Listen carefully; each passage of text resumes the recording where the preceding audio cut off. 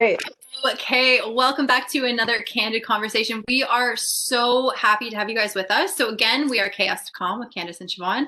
I am Siobhan. You've got the lovely Candice beside me here. I hope I pointed the right way. I can never see where I'm pointing with the camera. And today we are so grateful to be joined by Cavell Johnson. Cavell is the coach, the head coach of the KW Titans here in Kitchener Waterloo. He's also a mentor. He owns brand.com, which focuses, we'll talk a bit more about that, but on youth mentoring. And I welcome to our chat. Thank you for joining us today. Thank you, guys. Thank you both for having me.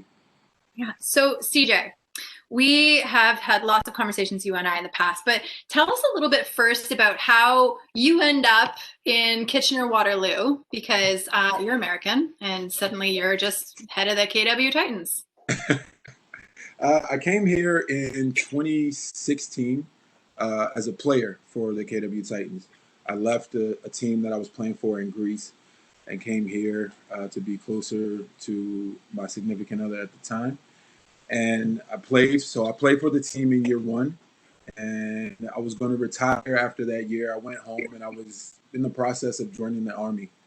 And then I got a call from the coach to come back to be a veteran leader. And I thought to myself, well, I'll go finish the season. It was halfway through the season, like a month and a half left. I'll go finish the season, and then after it's over, I'll come back home and do what I was going to do with the Army. But when I got here, I was here for 5 days maybe, and the ownership group wanted to have a meeting with me, and they were ready to make a change. The team was struggling with losses and culture at the time. So they offered me the head coaching job. So I played in a game on Wednesday or Thursday, and then I was coaching. I left on Saturday for out east trip for a 5-game trip. And then I've gotten brought back, got my contract extended as head coach and general manager each year, both seasons after that. And I love being here in KW. You and I have talked about this, Siobhan. This area, this community, this region is just love. And that's the way I live my life. So I love being here. And so a lot of what you've done in coming into this community, besides taking on this role as a coach, is also the role that you've taken on as a mentor. And I would love if you could talk a little bit about that, because what you're doing is pretty inspiring. I saw you on a billboard. That's on a bus. That's actually how we got in contact. I saw your face with some mental health awareness on a bus. So I'd love to know about that. My entire life, I've always had a passion for helping others, whether it be just helping a stranger get their groceries or just random things like that. But losing my brother to suicide in 2017 definitely put mental health awareness on the forefront for me, and kindness. I kind of live by a little motto that is, it costs nothing to be kind. And that kindness comes in many different ways. A smile, opening a door, a compliment, a simple compliment in passing, or little things like that. They cost nothing, but they can change the day. And at times you do it enough, or that person sees it enough. And if enough people embody that, it changes people's lives. It changes their approach to life, to their own life. And I want to work with kids, with the youth in particular, because they need it the most. Especially right now, with what we're going through, it's important for people to feel supported. And if we want to see the world that we live in and the world that we will live in the future, if we want to see it from a positive place and a happy place, it's going to start with the kids that are going to be running that world. And so I really like to impart the little bit of knowledge that I've learned in my travels around the world and dealing with humans to help individuals be prepared to support each other, be prepared to love and be kind to one another. It's funny because a couple weeks, maybe a month ago now, Candace and I was it the Windsor Essex board? I don't say this correctly when I introduce the board that we did Dare to Dream with. No, it was through an agency here in Windsor, Ontario. called New Beginnings, also with CAS and probation services for youth. And and as a high school teacher in a high needs school, I too am very passionate about working with our youth. And we donated our workshop because, and the person was very surprised. And I said, you know, it's when we give back to our community in general, but especially to our youth. And it's interesting hearing you talk about your own belief, because once again, Siobhan, like I swear, every single person we've interviewed so far, wherever they're coming from, whatever their message is, it still goes back to creating a ripple effect. Those were not the words you chose, and yet that's exactly the message that you're portraying, because from a simple smile, holding the door, a thank you, whatever, and it does create a ripple effect, because that, you never know how that changed that person's life, especially right now. Yeah. And that's what brand is, building reputations for nurturing development. And I just want to encourage. So I build. We're our brand is what we're known for, is our reputation. So I want to encourage other people to build that reputation for themselves, build their relationships with everybody that they come in contact with, and it nurtures their own personal development and the development of someone else by investing in them, investing kindness, investing positive energy into other people. Absolutely. And again, it's one of those things we take it for granted, the effect that you can have on other people. You don't think, like you said, holding that door or saying hi to somebody. I know that there is a study done, and it was focusing on the homeless community, and how many of them said in the course of a week, a month, they don't even have somebody make eye contact with them. So they spend all of this time essentially being unseen in the community. I don't know if it was me who froze, but sorry about that, guys. But okay, yeah, so we can still hear you. perfect. But yeah, so they were saying essentially that, you know, they don't even have human connection. And it's like this importance or the significance of just being able to say, hey, how are you? I see you, and like what, you know, what that can actually do for somebody's mental state, for example. So when I saw you on a billboard or on a bus, what was that for exactly? I was an ambassador for a Show Your Soul initiative that was put on by Canada Mental Health Association, particularly the Waterloo, I think it's Waterloo region uh, branch of it. It was an event to obviously about mental health awareness. And like I said, since losing my brother Aaron to suicide, I've wanted to help in any way that I can, um, fight the stigma of mental health, and how we in our everyday lives ignore our own mental health because we condition ourselves to push through and to uh, pull up our bootstraps and things like that. Those cliche sayings are what has conditioned us to pay less attention to our mental health. And so when the CMHA asked me to be a part of that and to share my story, to talk about Aaron, his what his life meant to me, and through losing him, how it turned me closer to mental health awareness. It was something I was definitely on board for right away, and it was an amazing evening, an amazing event. A lot of people from our community came out to show support in a very important initiative right now. You mentioned the stigma of discussing mental health, and I'm going to be bold to say that I think that the stigma is even more challenging for men. And to add on to that, as a person of color, I'm going to say, especially for a Black man. And I wonder if you have anything, because women, I feel like in general, we tend to talk about our feelings more. It seems even socially more acceptable to be vulnerable. Siobhan and I are extremely vulnerable. We share all kinds of stuff, but you know, here you are, a 6'8" professional basketball player, coach, mentor. You know, you're supposed to be invincible, and I think that's the mindset that the society's put on men in general. And you know, I'm curious if you have any thoughts on that.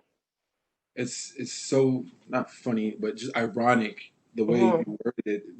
That invincible. That's a word that I used about myself. really. I'm a machine. I'm invincible. Nothing will break me down. Nothing will stop me from doing what I want to do. But so often I stop me because I don't address things around mental health. And as I've gotten closer to the initiative of mental health awareness, I've invested in the work within myself, because I don't want to go out and share these messages if I'm not living that way. Yeah. I have a couple mentors locally, and close friends. It's well beyond mentorship, that have helped me with that journey. Uh, as we all know, right now during this pandemic, it's tough. It's really tough, and with this lack, like you guys were saying, this lack of interaction with people, and this limbo that we walk through every day, it weighs, it gets heavy, it gets dark. And I have a couple individuals that help me explore that vulnerability of talking about my struggles, talking about how heavy things get right now. And for me, we don't have a season, and in this, I'm nobody special. A lot of people are out of jobs right now, but I'm in a country that I can't do any work unless I have a work permit. So I'm just like sitting, waiting. And if I have a work permit in processing right now, waiting for that to get approved. But if I leave the country to go home and see my family, that application is out of the window. So I just choose now to do what I encourage other people to do. If you're struggling, reach out to somebody, talk to somebody that you care about and that you can confide in, and allow them to be support for you. I used to keep things to myself because I didn't want to put a burden on somebody. I didn't want anybody to worry about me. But if I'm going to share the messages and encourage people to speak about their problems, speak about their struggles, I need to do it as well. And I'm very glad for the individuals that I have around me that help support me during that exploration of my vulnerability. And being able to live into your vulnerability, I think, like you said, for men especially, to be able to even admit to vulnerability, to admit to that is like, oh, this is weakness. This is, but now, especially when we have people just sitting around at home, and I'm sitting here staring out at the gray day, and I wish to be anywhere that wasn't freezing cold, but I have a community of people. But then there's other people, and like yourself, you're caught between a rock and a hard place where it's like, I'd love to go see my family, but I can't because I'm here, because I want to be here. But this, and it's the unknown for so many people too. So it's really great that you're being able to breathe into everything that you're teaching other people. Candace and I have had this conversation before, because it's so easy to be like, do as I say, not as I do. Or you teach all these things and it's like, I know all the lessons, but it's so hard to do it for myself. So for you to be like, okay, yeah, I'm the embodiment of all the things now. Like it's nice that you've given yourself the tools to know how to approach these conversations and be like, all right, I can check myself and know all the stuff that I tell other people I can help bring to the community. Are you finding now with the work that you're doing in terms of with mental health and with all the youth, like, is there, like, how are you able to show up for now during the time that you're kind of hanging? Like, how are you pivoting what you're doing when you're just hanging out? I try to stay with the kids that I've done some training with and had some mental development conversations with. I try to stay in touch with them, and just keep the conversation ongoing. Um, Remain invested in that by asking, by having conversations with them. Um, as soon as this work permit stuff falls in place, I'll look to go virtual with some of the things that I do, whether it be the actual basketball training, but definitely the talks, uh, because sometimes it's just like a sit down, random conversation that somebody might need, and you just never know. And if you just enter into an interaction with intention, then everything takes care of itself. And that's what I try to do with not just the youth, like my own peers, people that I look up to and admire as well. I just want to be there, not for somebody, but with them. I think we put a lot of pressure on ourselves and on a relationship by saying that we're going to be there for somebody. That implies that you're going to fix whatever needs fixing. No, just be there and share the journey. Be a shoulder if they need it. Be a kick in the ass if they need it. But be a hand up when they need it as well. And then you endure a journey. Can you embark on a journey with someone? And then you're always supporting them if you're with them. That's a very interesting. I love that perspective. I don't know if I've ever thought about it that way, but be with them instead of just for them. Because it is so easy to be like, I want to fix the problem. And I think even men especially tend to be fixers. Like you come to a problem and it's like, all right, I'll give you this solution. It's like, I just want you to listen. I don't need you to fix the problem. Just listen to this stuff I'm, upset about. So yeah, to be with somebody, to a part of their journey. That's Yeah, definitely something I'm working on. I always, even since I was a child, I was always the advice giver. And really learning that active listening is sometimes just being there. It's just, well, that, and not sometimes it is. It's just being there and allowing the person then to open up and express what they need rather than jumping in to be a fixer. For me, it's difficult to see people in pain, but I've realized through my years as an educator and counselor that you just being there and accepting that person, acknowledging and validating whatever they're experiencing in this moment is so powerful because everybody is exactly where they're supposed to be on their life journey. And that's a really great reminder to remember that you're not here. You don't need to fix anybody because everyone is perfect in their imperfections. And just being there is huge. But I'm wondering, Cavell, when you were a teenager, so you're probably working, when you say youth, I'm assuming like, preteen, teen, probably more males than females. I'm wondering, as a high school teacher, I find like sometimes people don't understand teenagers and they're not easy to approach. They'll be like, you're too old, you don't know what I'm going through. What do you know? How do you feel is the best way to approach or nurture or support a teen or a youth in need? I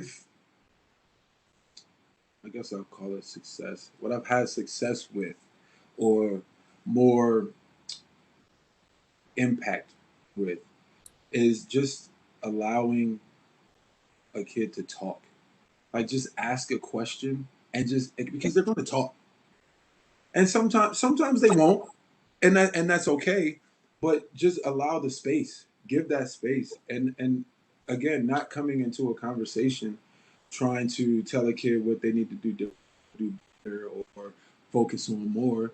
Just understand them first and foremost, and then you gain some trust there, and they'll start to open up more and share a little more, and then you can start.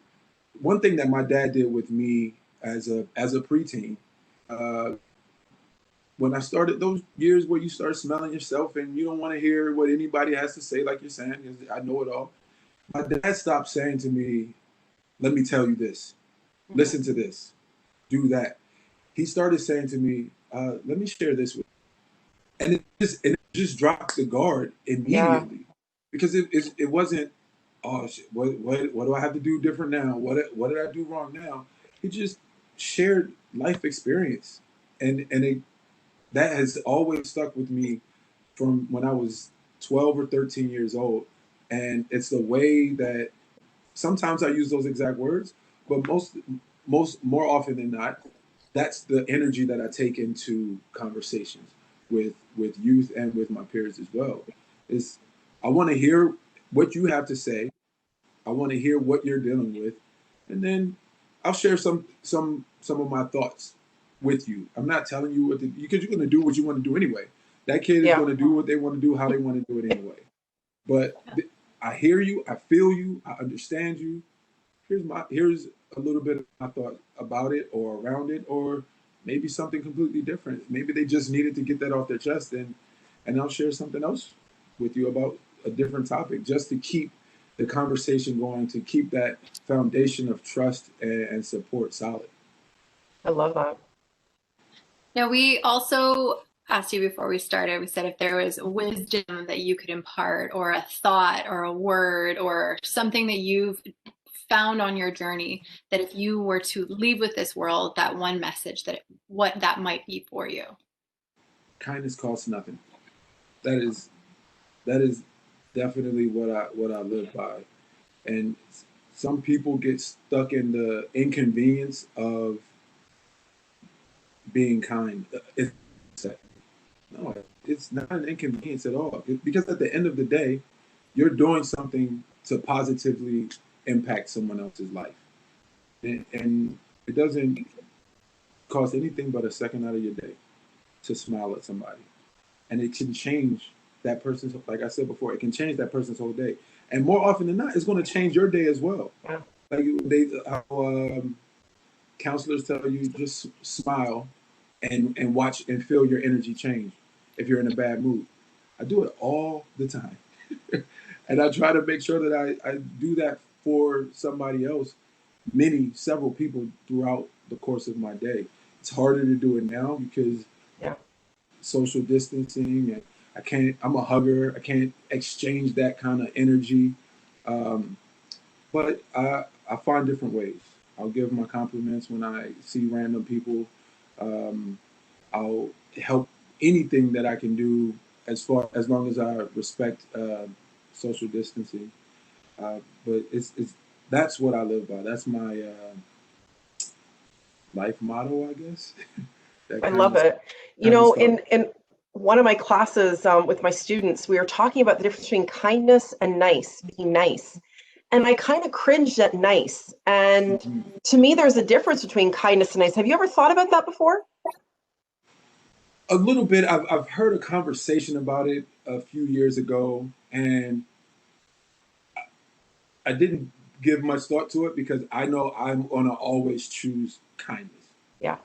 Nice is nice, but kindness is love to me.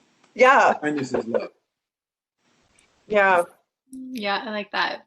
Have you ever seen there again, it's talking about paying it forward. There's a video online, and it's this guy, I don't know that he realized it or didn't, but he was on a subway and he's got his headphones on. Whatever he's watching, he is cracking himself up, having the biggest fit of laughter. And you see everybody around start to kind of look at him like, but eventually the entire subway is laughing because this guy's laugh is so infectious because it's ridiculous. Like, he's just like doesn't care. He's so uninhibited in it, and people are just like feeling that vibe. So that kindness, that laughter, suddenly it's so infectious. Yeah, I mean, I know I've had, even when people buy you coffees, I went into a Starbucks the other day and I got up to pay, and apparently somebody had like pre-ordered a Starbucks card and just said, allow this money to pay for as many people as to pay for. And I was like, I just got a free coffee. My day is amazing. And it totally changed everything. Yeah. And it essentially cost next to nothing, but it was like, yeah, my day is better. This is so great. So where's the next step with brand then? What's like, where do you see taking what you're doing with youth and how this is going to roll into, like, fingers crossed, perfect world, you get this work visa sooner? It's going to be a huge movement. Brand will be because it's simple. It's a foundation of love and positivity, and encouraging people to be kind. And everything that I do in my life, brand touches because it's in and of me. And I just want to encourage people to find that within themselves as well. That whatever their greatness is, whatever their idea of success is, but have a foundation under it of love and positivity to infiltrate the minds of others with. And so I'll continue training. I'll get back to youth training when the weather turns and the restrictions lower. I'll get back into that, and I want to be in schools speaking. I've done it as a player and a coach. I've always spoken about what brand is. Maybe not referring to it as brand at all times, but it's the the way of life, my way of life. And it's something that's going to always be a part of everything that I do. I don't know what specific direction I'm going to go with it right now, but I know it's going to always be a lasting impact on anybody that I come in contact with. Well, being guided in love and positivity as their foundation, I think that you're just going to be guided to whatever and wherever you're meant to be, and with whomever you're meant to mentor or learn and grow from. So it's very exciting. I am so thankful that you shared your wisdom with us today. Thank you both for having me. Thank you for the conversation. Like, I miss this type of stuff. I haven't had this kind of conversation in a little bit, and it feels good. It feels good to my heart, to my soul. Yeah, connecting with like-minded people. Yeah.